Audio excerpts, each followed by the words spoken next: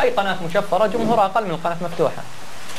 يعني ما يروح إلا اللي يراغبها. وحنا يعني القناة بدأت يعني ماسة خصوصا تقدم برامج يعني اشياء حلوه جميله، فممكن هاي تظهر للشاشه زي مثل هذا البرنامج. يعني انا ارد على كلامك، انت تقول القناه المشفره ما نقصت من الجمهور، انقصت.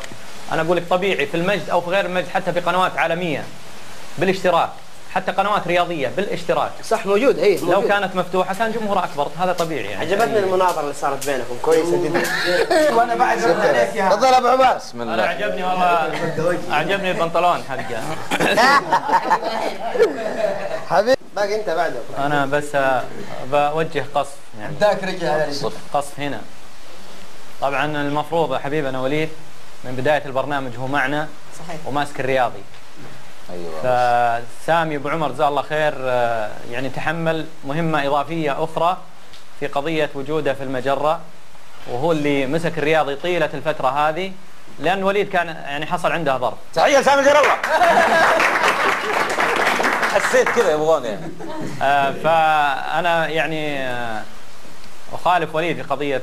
صح انه سامي عنده شيء اكثر مما قدم، لكن يبدو لهذا الظرف يعني اصبح بين الرياضي وبين فريق الممثلين وبين الحنيني والقشط ويا سلام والاشياء الاخرى. وقهوه ام عمر يوم. وقهوه ام عمر ما قصرت. الله يجزاك حذيفه. عشان الوقت. ما عندي سؤال والله. ما عندك؟ بس اقول ابو عمر، اقول له تحبني. الله الله، هذا يصلح سؤال الاخير هذا. اما يعني هاني جزاك الله خير، انا اشعر بالعكس. هاني نتلاقى انا وياه في اشياء كثيره جدا جدا جدا، غير النشيد طبعا عشان ما تقولون. باقي سؤالين، تختار مين؟ عندي سؤال. ما حد جاء. ما حد جاء. كيف الهزار؟ شفت الهزار بيقلب بجد. لا توخر. حتى استنى. لا اخر انا اوريك.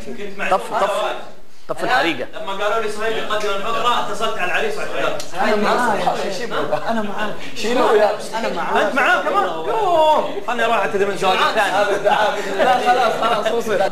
كيف بالليل تناموا على شقك الايمن مستقبلا القبله. نعم وتقول بجوارك الطاسه حقت القهوه ذي. لا هذا رقود وليس النوم. اريد هذا رقود السرير وليس ان النوم. اسالك سؤالا. رقود السرير. انت انا الرقود السرير. انت هو على الشق الايمن لكن مستقبل القبله ما ادري هاني من تتحمم في الحمام ام في طاسه الشاي التي تدخل فيها؟ تعال حود يحاول انتحار، خرج من الشاطئ يحاول انتحار، ورجع الى البحر. الله. هذا